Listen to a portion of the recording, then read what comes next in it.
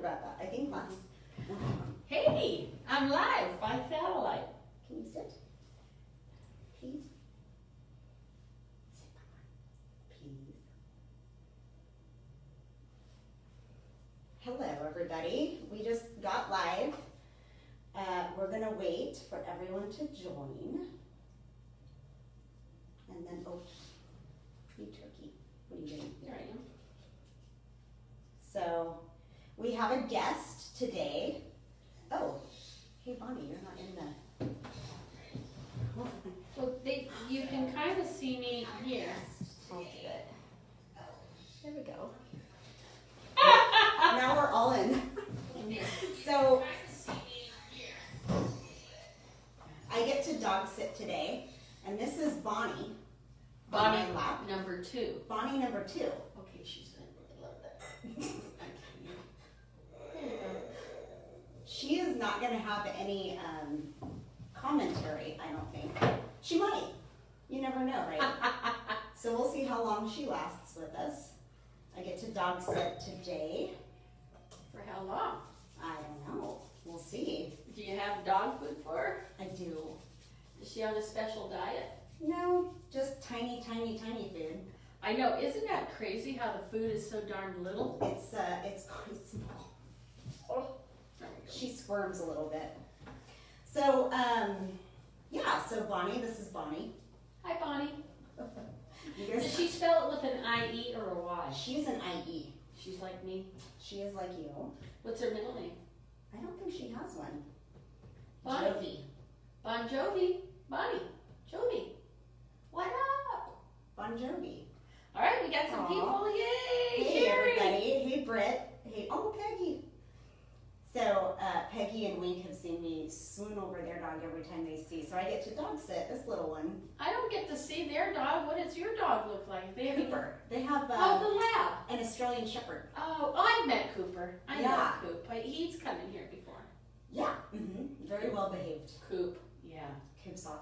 Cooper is what they call him, I think. Oh, well, this one's a little pooper too. Yeah. So today we're going to be tasting, we're going to just do, like we've talked about the Zinfandel before, so we're going to do just a brief overview on that, but in preparation of releasing our 2018 Zinfandel, I thought we would taste it, and the 2017 is actually sold out now. We took it off the website and everything. For those club members who are still waiting to pick up their shipments here with the 2017s, and we do have it. We just are allocating it all for the club pickups now. So we're trying to get ready to, oh, hi Jim, how are you? And I have to tell you, if you are a club member and is that in your shipment, I would highly recommend not exchanging it for anything else. Keeping that Zinfandel, because it got a double gold San Francisco Wine Chronicle and it's tasting amazing right now. I'm really scared because when it's gone, and I'm going to be very sad. I had to buy a couple bottles the other day, so now I have them at my house. We'll see how long they last though, because as you know, I'm not a big wine ager, so, and I love that 17 Zin. 17 is good. And you know what? Actually, you know, Zin, they say 2 to 7 years on, you know, for drinking. Yeah, well, it's not something that traditionally you would age. Yeah, you don't really want to lay that one down. I mean, well, maybe sometimes a little aging, but because sometimes it'll get a little better, but it doesn't last that long. And I think, but that's with any Zinfandel. Except I've had some other Zins, like I did have like a, what's his name from Zin Alley, Frank Norelli, yes. Yeah. And I did have a Zin that was over like 10 or 11 years old, and How was it was phenomenal. Well, and I know that they do theirs in a little different style, kind of, So and Turley does similar. Oh, he does? Because I know they're all dry farm, number one. And I think all of Turley's Zinfandels are all vineyard specific, because they came down here from Napa, and they have a lot of Paso Zinfandels, but I know that they also have Russian River Valley and Sonoma Zins as well. But Well, it's all vineyard specific. Yeah, and I do like that, and that's one thing I really like about our Zin, is I like that it's vineyard vineyard specific. Yes. We like to do vineyard specific single varietals. So before we get into the Zinfandel, Okay, it's okay. I'm excited to try it. It'll be great, especially to compare it. I have not tasted side by side. Right, this is the 17th. Yes. Oh, very excited. Yeah. But we just got an announcement yesterday here in Paso that pretty soon coming this Friday, we will be open like we are, but we won't have to serve food when you come in to taste. Exactly. And so we will be. It will be kind of normal, but kind of normal. We'll still have restrictions, obviously. Exactly. But we'll see how it pans out. But I do have to say the little sandwiches that we've been getting from Di Ramondo's across the street. The first week we got the Italian sausage sandwich, which was amazing. But now we're making on this fresh French bread that with a sea salt, with Italian salami. Imported provolone with some balsamic is so amazing. It goes so good with our wine. I kind of wish that there was a way that we could get those little sandwiches and just sell it for $5. It's worth. They're delicious, especially if you're not really looking for something heavy. It's something that it's shareable. So it's shareable between two people. It's great. Yeah. I'm dog sitting, Kyle. This is Bonnie. I'm Bonnie 1, she's Bonnie 2. Bonnie 2. Yeah, but I don't look like the dog. No. But her hair, you guys, she's a redhead, I'm a blonde. Yeah, she's red. She's a ginger. She is the redhead stepchild. Look at her, she's like. So yeah, this is a friend of mine. So I'm watching this one during the Corona and riots and stuff. So I get to take care of her today. But okay, so that's great news for us. And then the other thing that I know a couple of my friends have been interested in is hotels and RV parks are starting to open up as well. Yes. So the restrictions that have been put in place on that are starting to lift, which is great. Because prior, people from outside the county couldn't book a place to stay at an RV park. Exactly. So that's what's very cool. And not to pump it a little bit, but the vineyard where you do your camping is starting to hop with hip hop. Hip camp. We're still doing hip camp. We're still doing hip campers, but we're only hosting one group at a time due to the Corona. Yeah, but pretty soon. I mean, we have people every weekend. And now I'm starting to get them during the week too. Good. Well, and then summer's coming, and it's actually going to be real summer. Well, and most people don't really have to work from an office right now. So. Exactly.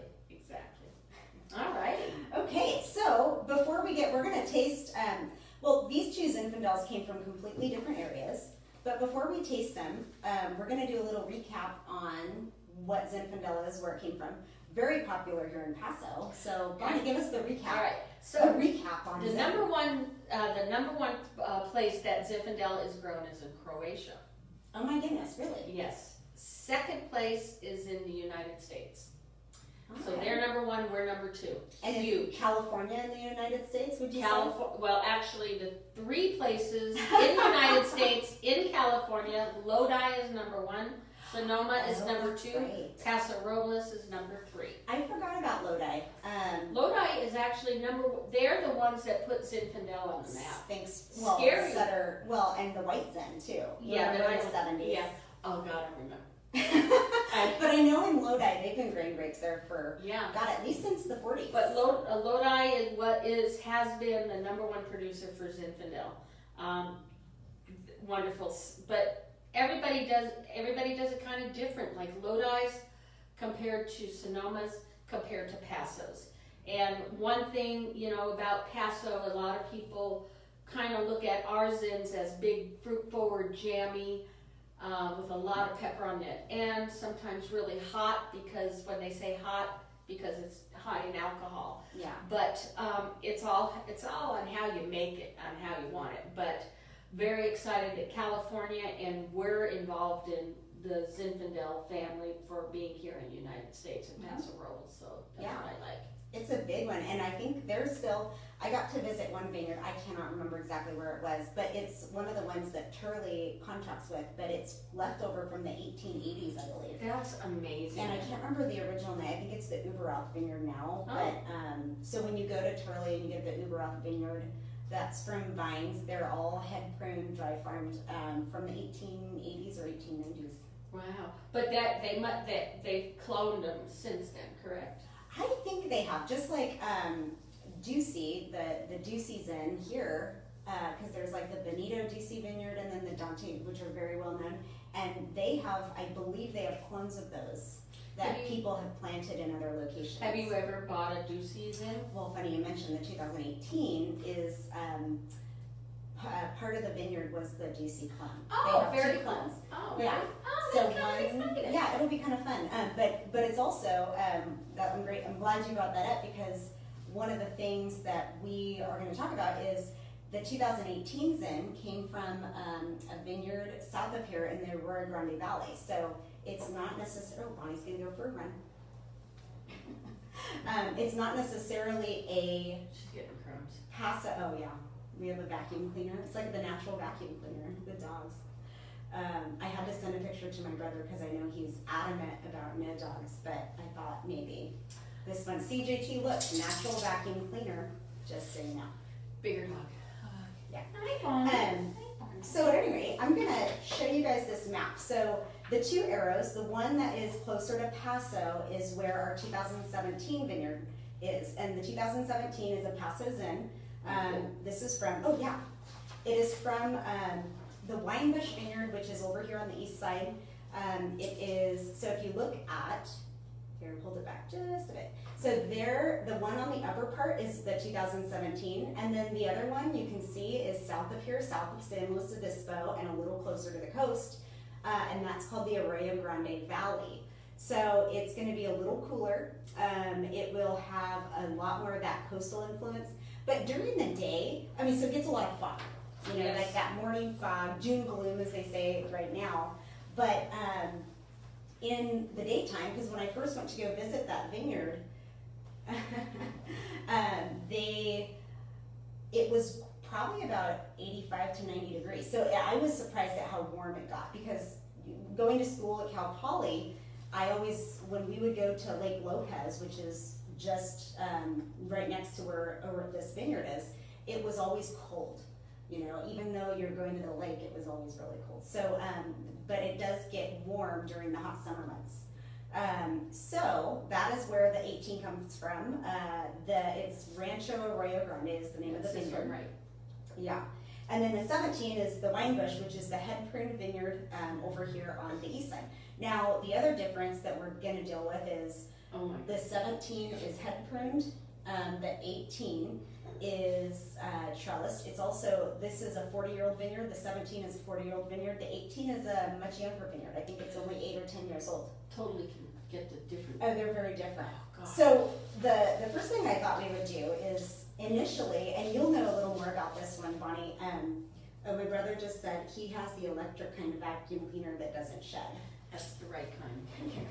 But JT, does it have this face? Where's your kids, JT? Let them see the vacuum cleaner here. Let them see the vacuum cleaner. So hot climate versus cold climate. Now, the climate is going to affect every variety differently, and there are some grapes that just don't tend to do well in the cooler climates. You know, Cabernet is one of them. It kind of becomes a little very vegetal. You don't get like that big fruit. You don't get the tannin structure. It's just not a pleasant grape to grow in cool climate. And you know, and vice versa, just like Pinot in a hot weather or even Chardonnay in hot weather, it's just, They don't like it's it. limited, yeah. But overall, cold versus hot. We're not talking specific to Zinfandel right now, but a cold climate wine versus a hot climate wine. Overall, they say, and this, I'm just saying this from the research, I'm not going to say that's what we're going to taste today, because I have tasted them individually, I haven't tasted them side by side, and I find it interesting to note these things. So cold climate, they say you're going to get tart, delicate notes. Hot climate, you're going to get ripe, jammy, very fruity, Yes. softer mouthfeel, softer finish. You're going to get, on a cold climate wine, you're going to have more acidity, more crispness. They tend to be lighter, alcohol-wise, body-wise, everything. Sometimes they can be a little difficult to ripen, where on the flip side, in the hot weather, Sometimes you're going to have higher pH, it's going to over ripen, and you're going to get more raisin. So, Cool. I mean, what do you think? I mean, you know a lot of the regions. You are the California, is it California wine appellation? So, is that overall? No, that's totally right. You hit that right on the noggin, yeah, as right they on the say. noggin, nail on the head on the nail, or however. She's tired. I know, she's falling asleep. She's had a big day today because she's so small. She ran up and down. She followed us everywhere, and so she's kind of pooped out. She did poop a She little. did poop. Yes. So you're good. Are you a pooper scooper? Did you pop out of a party? Oh. So anyways, but back to the Zin. I have to say that I totally get the different climate and the taste. You could definitely tell here in Paso alone, being on the east side to the west side. So, you know, east side is hotter. You'll get that, I kind of feel a little drier Zin, to where on the west side it is cooler climate, but they let them hang a little longer because, and that's where I think that's where the jammy, pruny, you know, that's where you get that fruit forward jamminess, because they let it hang there to get so much. So that it can ripen. Yeah, like huge on the bricks. And that's one of the things about Paso that's unique is even though it's very difficult to finish a wine in a cool climate, in Paso there's still enough warmth to finish it. So we'll just let it hang.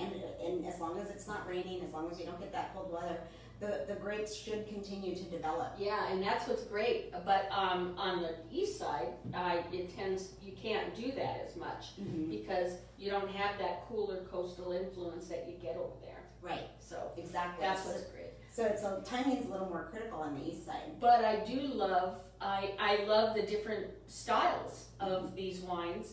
Caitlin made both of them, but the whole thing is they're from 2 different vineyards, which is amazing. And this is one of my favorite things to do, is to be able to taste and to be able to taste the difference in how. Well, and just before we go into this, not that it is our expertise whatsoever, but white wines.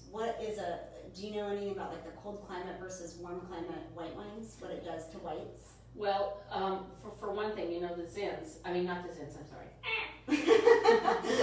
Not the white Zins.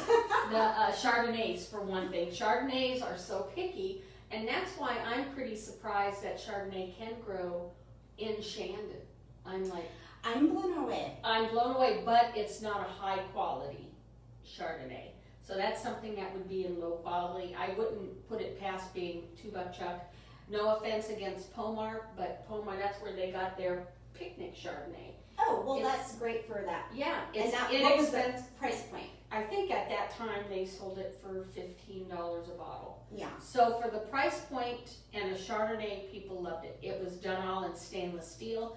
It had a lot of crispness to it. That's what I think. If they would have tried making that Chardonnay a little buttery or something, I don't think it would have been very good. I think we're gonna lose Bonnie. Is she going? Good. All right. She's sleeping with her head resting on the table. Right on, good. Let her.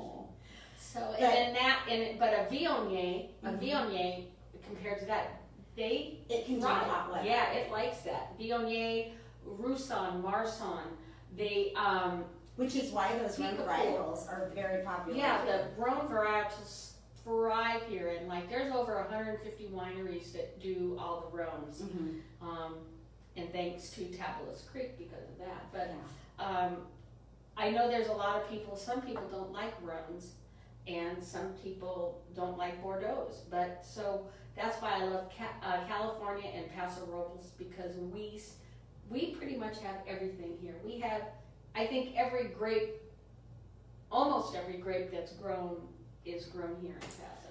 Right, and I just know that just like when you were talking about the Chardonnay, it'll grow here, just like grapes can grow in a lot of different places, but you're not going to get that delicate nature. And it's not going to be really high quality. Right. Not, and then you get your rum bars, your cake breads, even like your Kenwoods. Kenwood, remember? They were their Kenwood Chardonnay.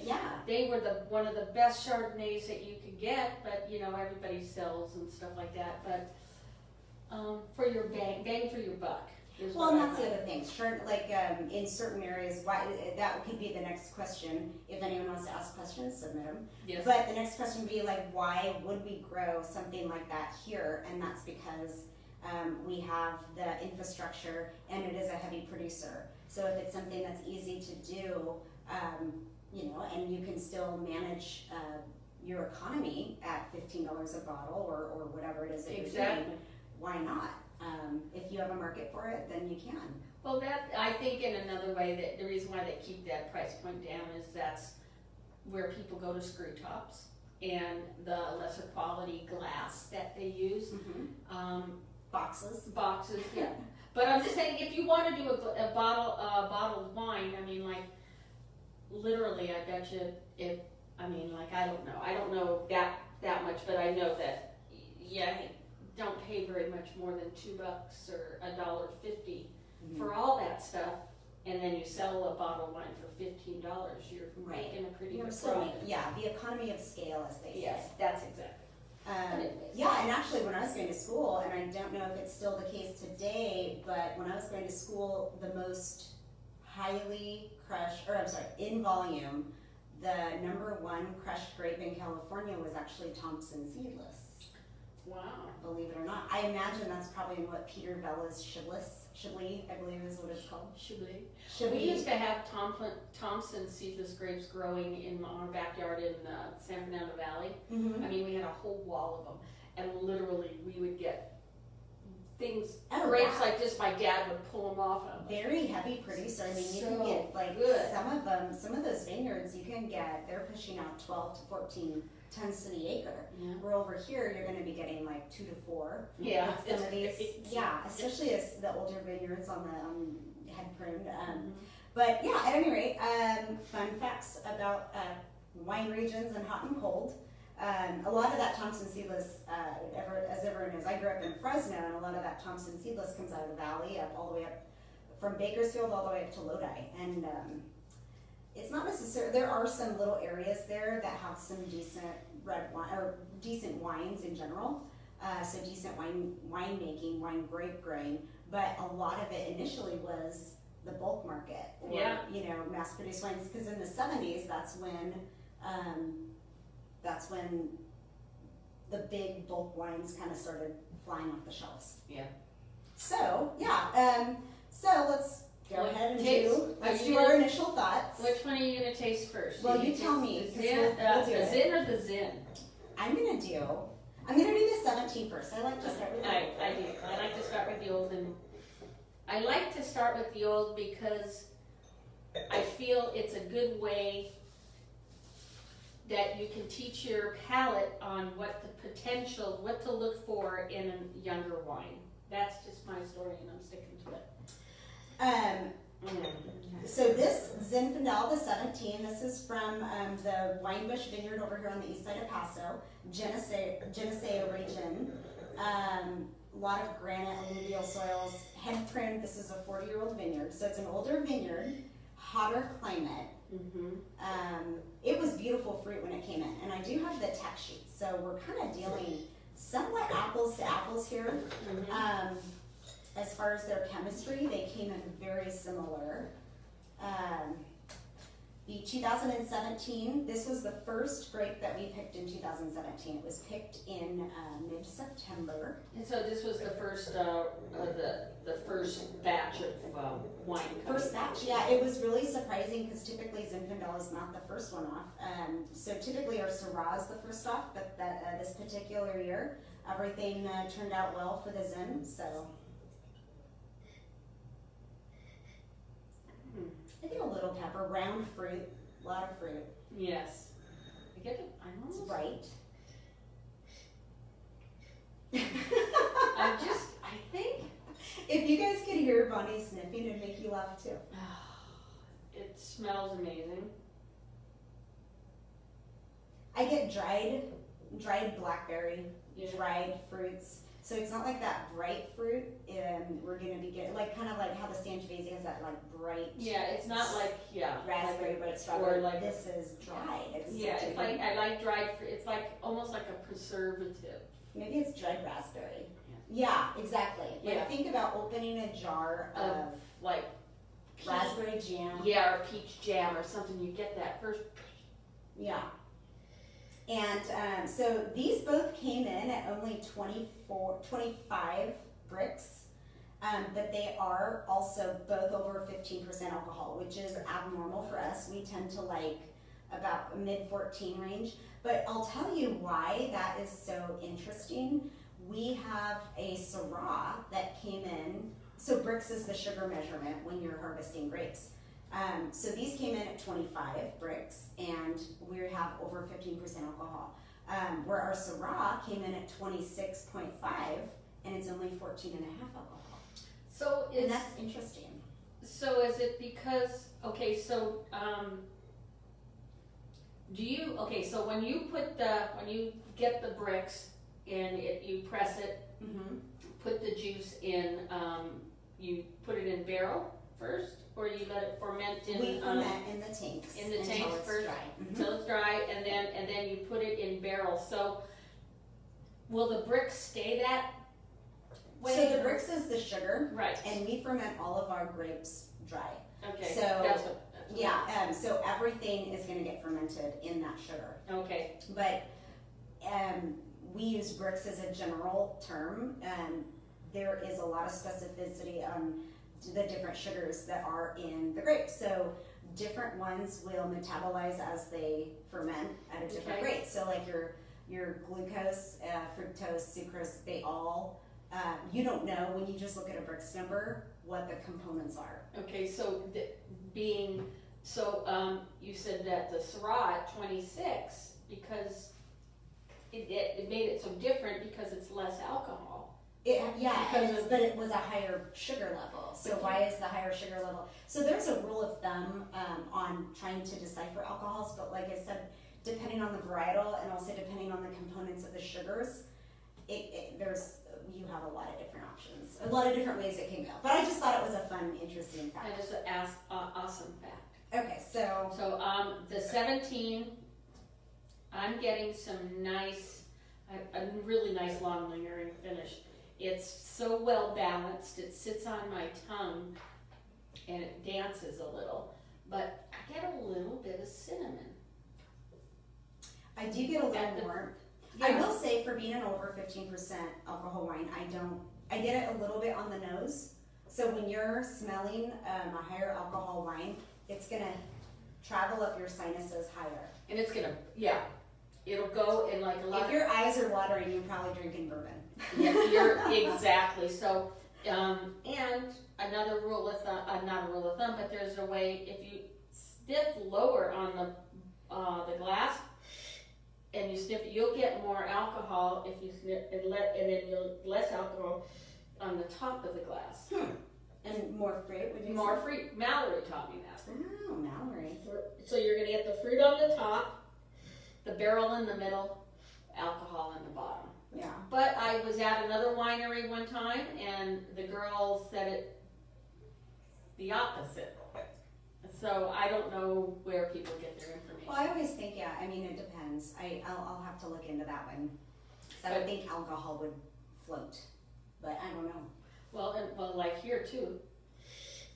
Oh my! I think it also depends on the wine glass. Yeah.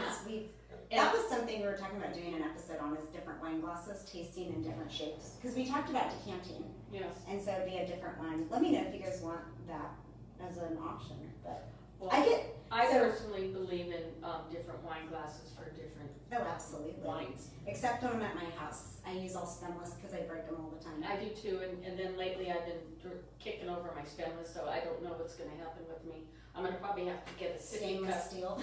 I need to use my sippy cup. We sell those stainless steel. I have them.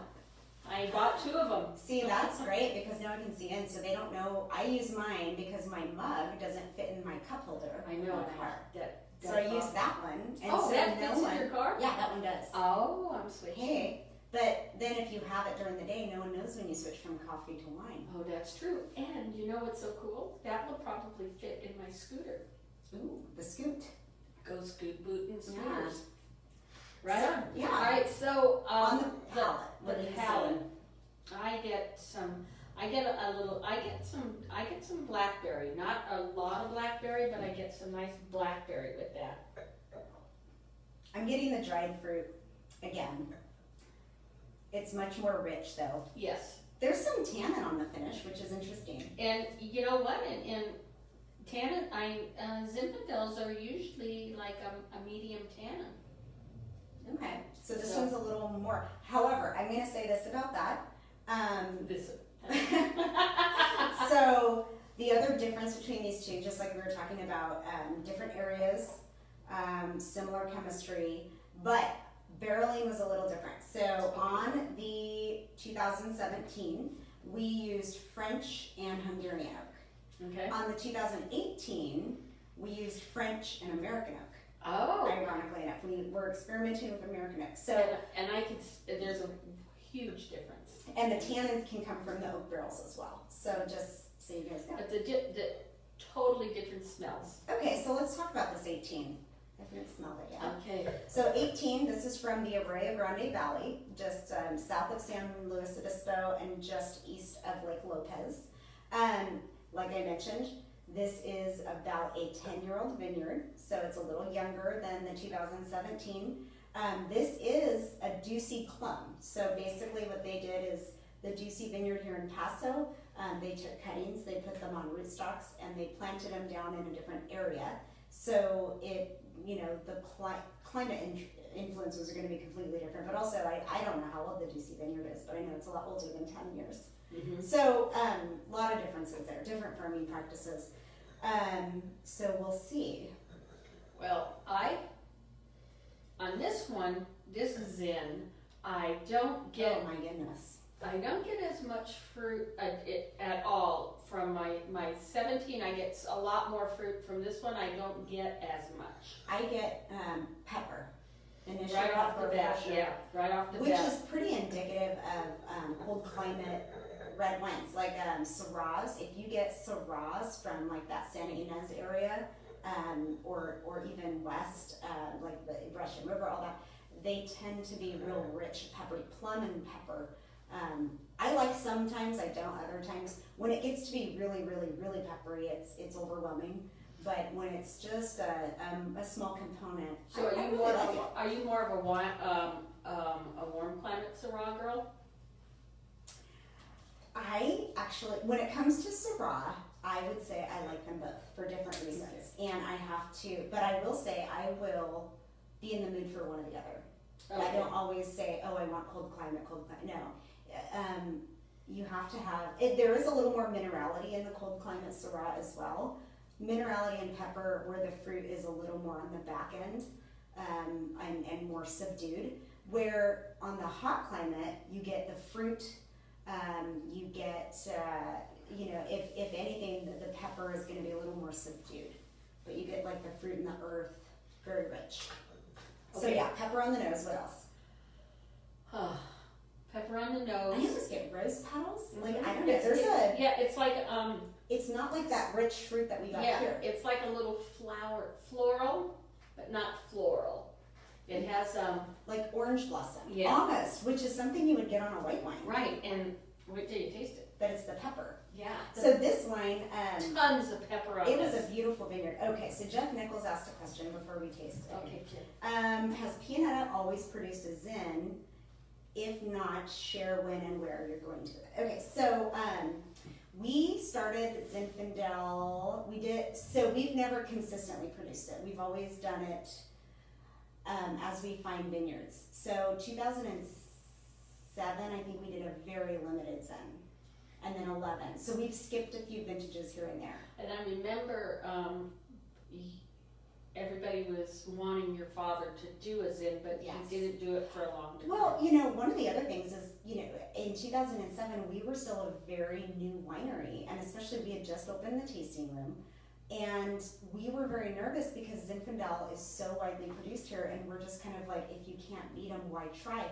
There are some amazing Zins here, but we tried it out and it sold out. So we continued, and we would do it here and there as we found great vineyards. We were primarily working with our old vineyard manager, which was over in Ranchita Canyon, beautiful Zinfandel vineyard. And then now we're kind of, this year, I think we are going back to the Zinfandel vineyard from 2017, the Winebush vineyard here in Paso. But we'll see after tasting this. This is great. I don't know. This is actually. But yeah, so to answer that question, we have not made it consistently until recently. So the plan is to always make it consistently. However, last year was the first year that we had to walk away from a vineyard because it didn't finish, and that was the Zin vineyard, which was really sad. So we will not have a 19 Zin, which is a bummer. But that is a bummer. You know, that is a bummer. But thanks, Jared. I think all of Pianetta ones are nice too. I do too. Yeah. Okay. So go ahead. Big difference in the taste here. Big difference. But I get. Well, I already tasted, so I can't tell you anything else I smelled. So Just once you smell smell it, you dealt it? Is that yeah, no, once you smell it, all bets are off. I mean, once you taste it, all bets are off because, you know, then I can only really smell 5 things. Oh my goodness. Isn't that crazy? Well, the other reason we're tasting this right now is we are trying to figure out if this is ready to be released. And I kind of feel, yeah. It is. When I think it's going to open up a little more, but I think it's ready. When I first smelled it, I was a little leery because of after smelling this one. Very different. Very different. Very different, but still very good. One thing that what I like about, is that a guy thinking that, not a bug. It is starting to warm up, so maybe there's a little fly in your wine. Yeah. He must like the 17. So we have one vote for the 17, it looks like. Well, I like them both. I love the 17. But I do get a little bit of a, when I taste it, I kind of get a little plumness on it. I was just going to say, maybe dried plum. Or just soft plum preserve. Yes. Yeah, I'm going to write that down. But one thing I do love about it is you're going to get a little bit of pepper in every taste. But it's most dominant on the nose. The pepper is most dominant on the nose, and then when you taste it, it kind of goes away. And then a little bit of allspice I'm getting. Oh, interesting. Yeah, so more a little bit of cinnamon on this one, but a little bit of allspice on this one. So, I do get a little spice. Okay, so where is your vote? This was a little problem child in the winery too, by the way, because when the 18, I was very, which is probably why I went back to the 17 vineyard, because I could go back, and especially now I'd have to grovel, but I could go back and get this one. It's just different, and how it developed in the winery was different than other ones that I've dealt with. So we didn't know. When do you have to let them know? Well, probably before now. But I think this year... Probably before now. Probably about 6 months ago. Oh, okay, I don't know. Well, and then, so we've already gone back. But I have to tell you, I love the 17. I love them both. 2 different styles in the way of their taste. This one, to me, the 17, it reminds me of a traditional Paso Robles Zinfandel. I think so. This one reminds me of a Zin, a phenomenal Zin, but not a traditional. I would say this one almost reminds me of something more of like in that Napa, Russian River Valley area. Yeah. Not even anything down south. Because ironically enough, the region that this comes from, the Arroyo Grande Valley, the Franciscan friars were growing grapes back there. And that's where the origins began. So they had vines from the 1800s there as well. And Sausalito Canyon Winery, which is it Sausalito Canyon? Sausalito? Yeah. They're down in Edna Valley. They're one of the founding wineries. Yeah, Cat Canyon. Yeah. Oh, that's the White Hawk. That's way down. Oh, that's this is Arroyo Grande Valley. Oh, so this is Arroyo Grande, sorry. like Edna Valley. So if you know where Edna Valley is, there's a winery there called Sausalito Canyon, and that was one of the oldest wineries down there in San Luis Obispo. They actually had the first vineyards back where this one is. And so they're very old vineyards as well. But this is not anything that I would think of when I taste wines down there, because theirs tend to be a lot more peppery. Yeah, but this is Well, one of the reasons they're probably higher in alcohol. Maybe they let it hang a little, and there might be a little bit more 16, 17. This is really opened up. This is so much more delicate than I thought it was going to be. I thought it was going to be really big and overwhelming. I am so happy with it. I know, and you know what? If you if you look at it, it's a lighter in color than the 17. I think they're pretty well. It's like richer. Like this one's more like garnet. This one is kind of going towards that purpley color. So I like them both. Yeah, I mean, I'll be curious to see what you guys think when you guys try these wines. Yeah. Where is your vote? Okay, so John Smallwood, we have a real problem with your Zin. We can't stop drinking it. 17 vintage was amazing. When do we get to enjoy the 18? That's a great question. So we are trying to figure out when we're going to be releasing all of our wines for this 2018 vintage. So we've talked about so far the Malbec, the Cab Franc, the Reserve Cab we tried the other day. It's amazing. What else? Cab Franc. Oh, the Sangiovese's already been released. The Barbera's already been released. So this one I think is ready. So we're going to either probably release the 18s if they're ready in July. Otherwise, we're going to wait till October. So. Yes. But one thing that is, if you are wine club members, if you're a bi-monthly and a quarterly, the Malbec is going to be in your shipment. I believe so. So we have outlined the 18s for the rest of the year. I think the Malbec will be going out in July. Not positive on that, but I'm pretty sure. This one may not come out till the fall in the club shipment. In the club shipment, but we might be able to release it. If you wanted to try it, yes. So. You know what?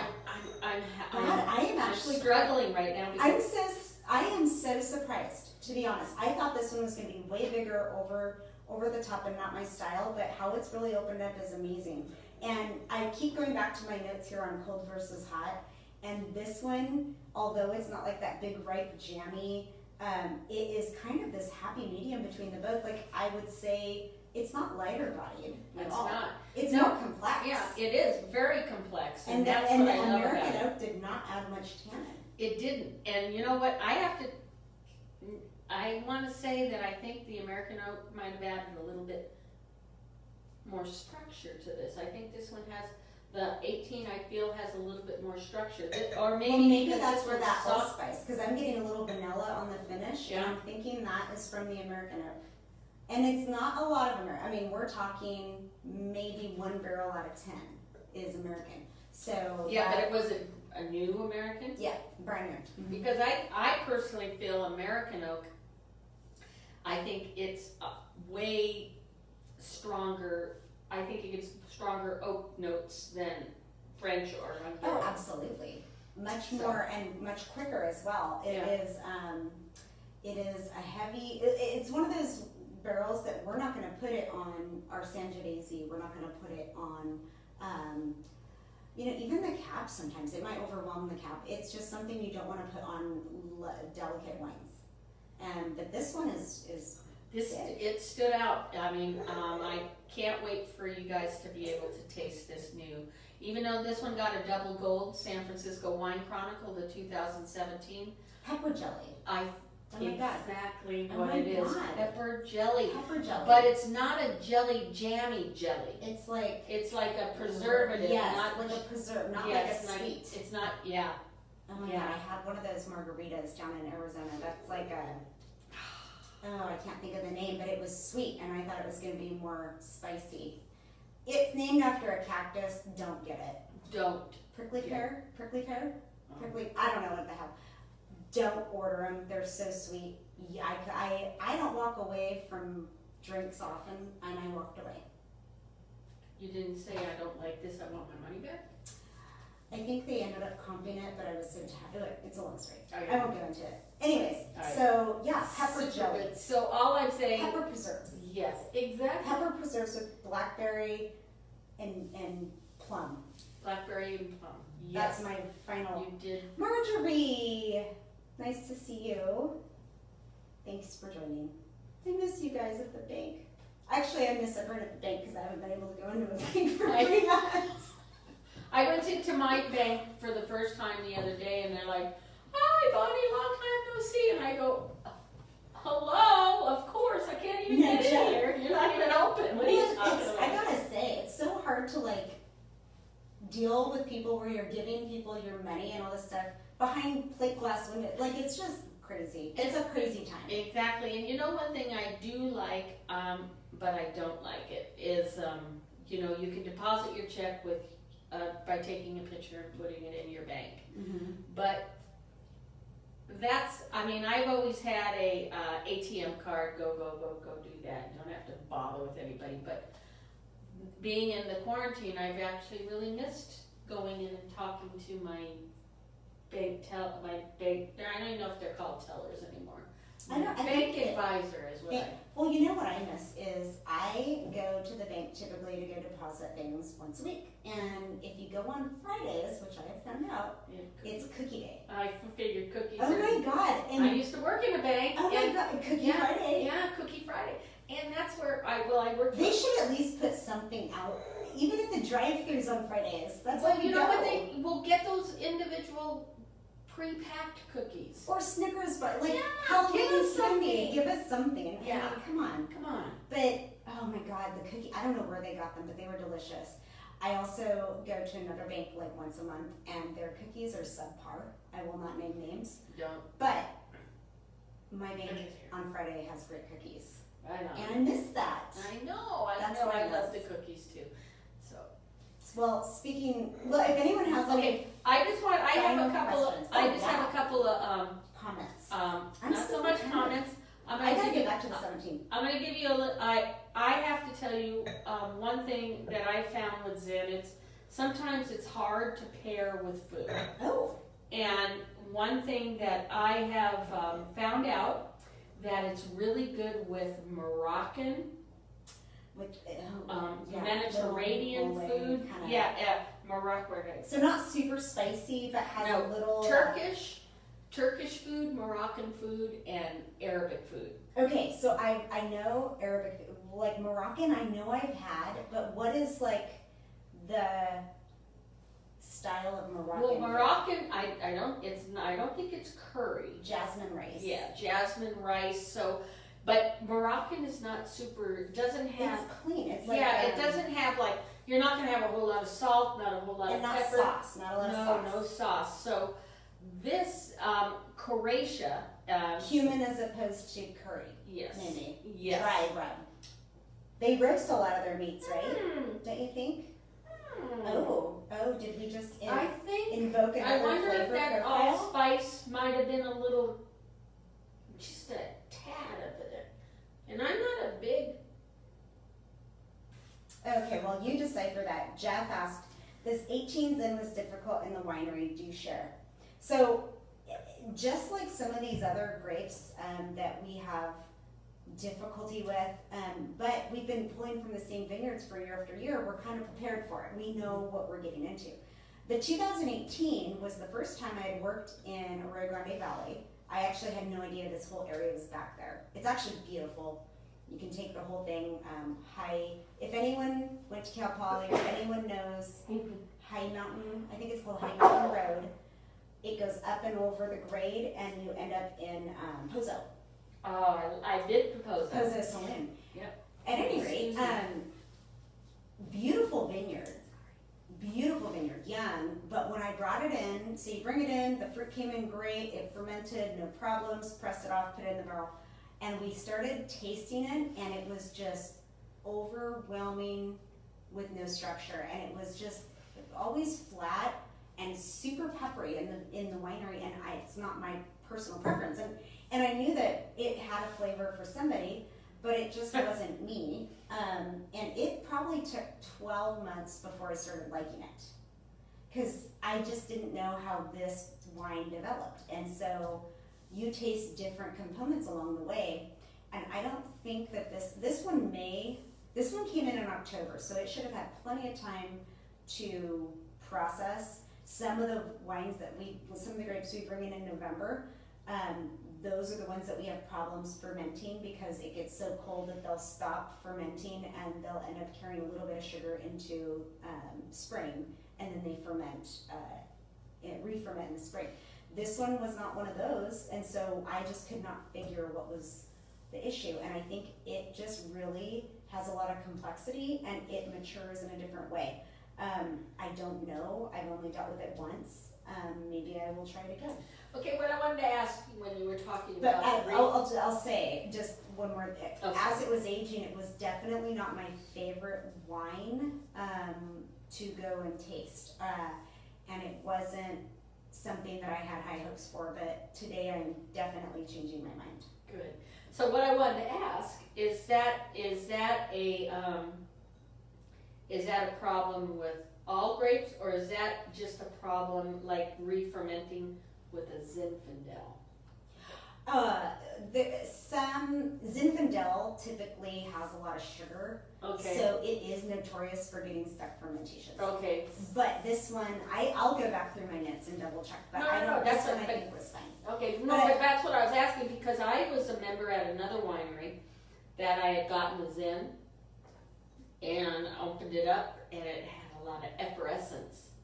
And so I had called, and so we had to return it all, and because it was going through a second fermentation in the bottle. Oh my And goodness. so they had it all returned, they opened it up, put it back in the barrel, Oh my God. and let it go through another Oh fermentation. dear God. Well, they should have known that before they. Well, I won't. Well, say. they I'm not going to tell somebody. They didn't know.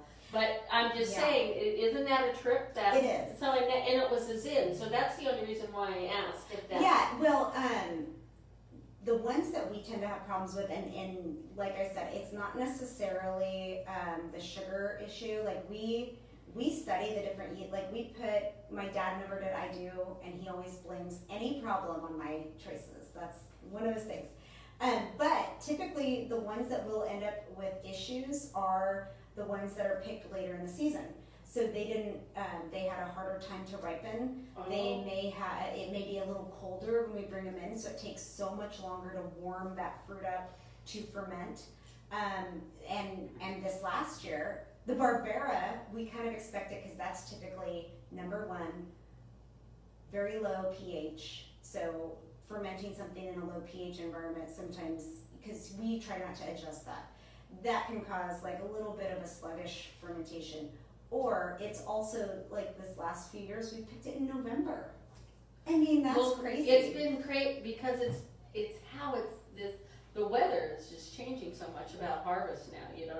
You know, Harvest Fest is supposed to be in October, but sometimes you don't finish. Sometimes, yeah. Oh my God, it's crazy. Thanksgiving, I'm still working. It's like typically I'm like, I'm hoping that everything's in barrel by Christmas. That's typically my hope.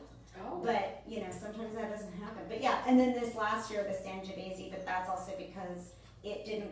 Typically Sangiovese does do well, but because it's like that higher acid or lower pH, higher acid, it'll be a little sluggish in fermentation. And if it's going to be later in the year when you're picking it, it can cool off and become a little problematic. So those two fermented 99%, but then that one little percent we want to get done, it's happening, and it's natural. I mean, it just happens. They just shut down in the wintertime. So you just kind of look for that.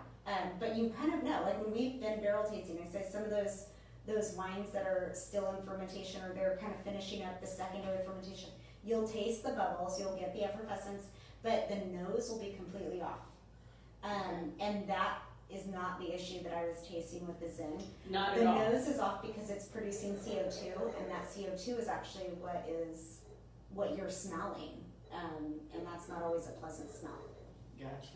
So yeah, so I hope I answered the question properly. But yeah, that if there's another wine that is difficult in the winery for me, just because while it's going through all these processes, I can't stand how it tastes, is the Barbera. Just because you know how wonderful it can be, and then when you taste it, all you can taste is fermentation or whatever, and it's frustrating and disappointing. No. So, Cool. But on another note, these two Zins are phenomenal, and I have to tell you, I love the 17, but I actually, I'm kind of scared because I think this 18 is going to be even better. I think they're great for different reasons. Yes. Right now, I think I'm just surprised. I'm going to have to do this when I'm more prepared because I haven't tasted the Zen. This is the first time I've tasted it since we bottled it, and I am so pleasantly surprised. So I'm happy that you're happy because I know you on that. Oh, I get so down, and Down just and out like in my dad's Beverly Hills. mood and food. Like if your mood is not good, that wine is not going to taste great. Go drink something else. Really? Because when I'm in a bad mood and I taste wine, it usually takes the bitch right out of me. Ooh. And I drink and I'm happy. Well, that's To say, but you have to have good wine. You can't just have a bottle of anything. It has to be Pianetta or nothing. I'm going to say my jury's out. I like them for different reasons. This one has a lot of potential. That's what I'm trying to say is I love them for different reasons. I love the 17, but I can definitely taste the potential in this. It makes me want baby back ribs. Yeah, give me some. Oh, I do good baby back ribs. Give me some baby back ribs. Maybe we'll have to do it. Bonnie says she knows how to. No, I will baby back rib. So, yeah. If anyone has any other questions, let us know. But do you have any final thoughts on the Zen? I feel like this is a great summer wine. So to be drinking it now, like we're having a little bit of a cooling trend, although it's going to be kicking right back into summer here shortly. Tuesday and Wednesday will be up at 95, If I think 98. Yeah. When we were talking baby back ribs, anything outdoor barbecue, Yes. I think Zinfandel. I always think Put Zinfandel. another slab on the Barbie. Absolutely. This is like this is a summer drinking. The secrets in the fun, sauce. fun with friends. Yeah. The secret's in the sauce. Is that where it is? You know. I've been looking for the secret. I read the book. Well, It wasn't in the sauce. No, did you ever see fried green tomatoes?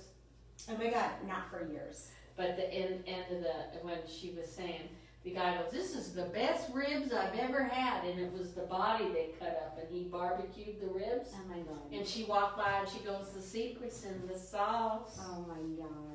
Because they've been looking for this guy for a long time, and they chopped him up, and the guy was eating it. Oh. He was going, "These are the best ribs I've ever had." He ate it for 5 days in a row, so he ate the evidence. Well, speaking of cooking, I mean, I know that no one is going to have an appetite after hearing that, but cooking, like with some of those different barbecues in different regions, that would be fun. We should just taste through. I wish you guys could taste with us the different regions of barbecue. That fascinates me. But I think personally, Zen would go with most of them except for the Carolina style, which has that tangy mustard and vinegar. Yeah, no, But to didn't me, go with that. Oh my gosh, Texas barbecue, What about Midwest. What about Oh Atlanta? my God. Oh, that sweet. Like Sweet Baby Ray's. Oh my God, I love it. Well, Tennessee, big barbecue, Memphis. Yeah. I think the Zen would go great, and both of these actually, not just one. I think both of them. What do you think, Bonnie? Bonnie too. Here, what do you think? Can you smell?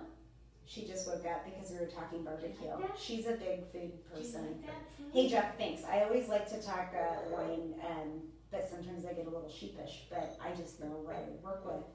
But it's fun and it's a learning process in general. So thanks. I love talking wine shop talk because there's so much going on. I just end up being scatterbrained and go in so many different directions. I know. So All right, cool. So we're ready to wrap it up. Wrap it up. As we always do, we always try to give tips for quarantine.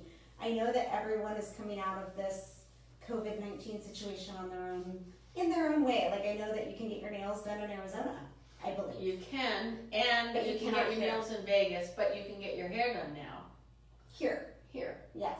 Well, which is good. So maybe I'll start looking a little I never had to stop because my girl was. She was doing it under. No, she was in quarantine.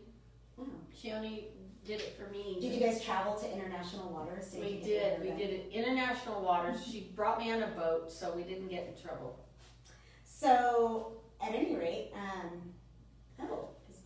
so because everyone's good, we're working through it. There's a lot of tension for other reasons, But one of the things that I have found a lot of humor with is what people are comparing the year 2020 to.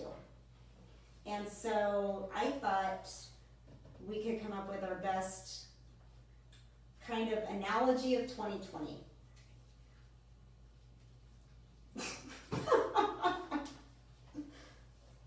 What do you think, Bonnie? Bonnie, so what's yours? My analogy of 2020. Well, you know, I know it's June. This year is almost half over. My analogy is it's got to get better. Oh. It's got to get better, because if it doesn't, what is there to look forward to? there's nothing I mean, you know, to and look forward to. that's a good thing, because, you know, I always tell people, even when you're down, things really can't always get worse. Yes. Don't say they can't get worse. They can. And that's exactly, and like, if there's one thing we've learned in the last week and a half, I think that's what we've learned. And one thing that I think with the COVID, it's not just the COVID anymore. The sad thing about it is it's the COVID, it's the riots, it's the looting. So it just seemed like we got bad to worse, and we just can't prove those. There's a lot of tension up there. Right.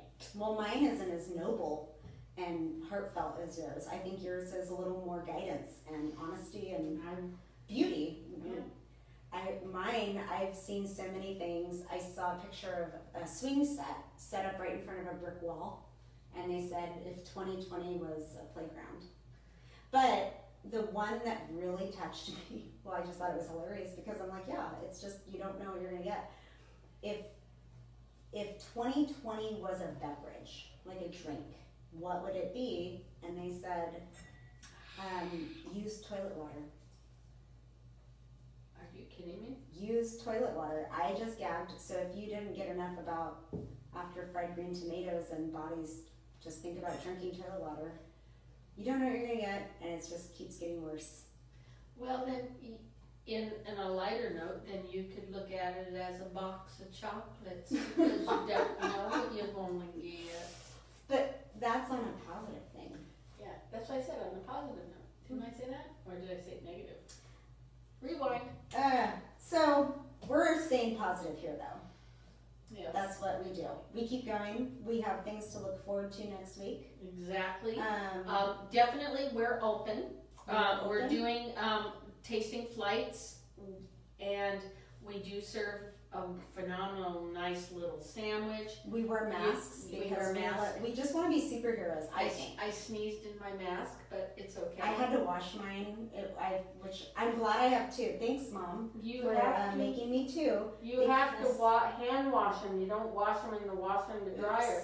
Because your mom told me that. She goes, because they come out all wrinkly. Unless you have an iron. I'll iron it, I swear to God. Unless you have an iron. iron. I iron my mask. I did wash it in the washer, but then I forgot it at home. So I have my other mask, my backup mask. So thank you, Mom. Thanks we're losing Bonnie again. Bonnie's down for the count. Bonnie's down for the count. Ooh, 2020 equals Boone's Farm or $2 check. Yeah, pretty much. It's just not. That's exactly. It is not living up to expectations. It's not, and you know what? You know how funny it is everybody, if people are having a bad year, I can't wait till this year is over. And there's other people, I had a great year. I think everybody in the whole freaking world could say, we all can't wait till 2020 is over. The only thing, trying to look at the silver lining here, the only thing I will say about 2020 is it's June, and typically I feel the year goes by so fast, right?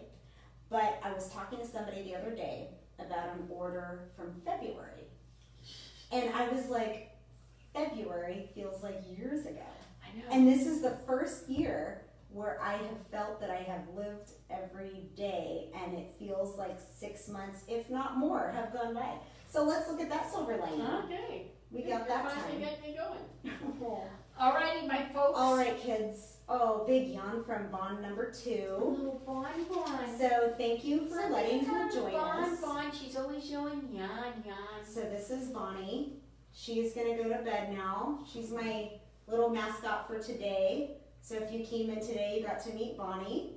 And yeah, well, thank you, Bonnie, number one. Bonnie, number one. And thank you guys for joining us. Yes, and remember, life's too short to drink bad wine. Life is too drink short. Pianetta. And just so you guys know, even after we open up, we still plan on continuing our little podcasts, vlogs, whatever you call these. We're going to do them a little more limited, obviously, but we do want to ask you, we'll send out a survey on Facebook as well as our email, which night is the best for you? Because right now we're doing them on Wednesdays and Saturdays, but what time and day is a good time? Yeah, and because pretty soon you're going to start going out again. Yeah, and then you guys aren't even going to want to watch us. Yeah. I'm just saying. No, they should want. They should broadcast us in the restaurants because we're awesome. Yeah, I think so. All right, my friends. Alrighty, we will see you guys next time. Thanks for joining. And have a great weekend. Yes. It's June. The kids are out of school officially. June. And it's time to have fun. Cheers.